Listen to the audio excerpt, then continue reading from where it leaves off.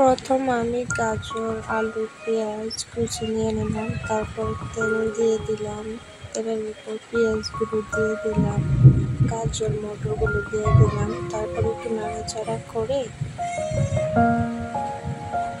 তারপর একটা ডিম ভেঙে দিলাম, একটু নুন দিলাম, একটু হলুদের গুঁড়ো দিলাম, একটু ভাজা ভাজা করে নেব।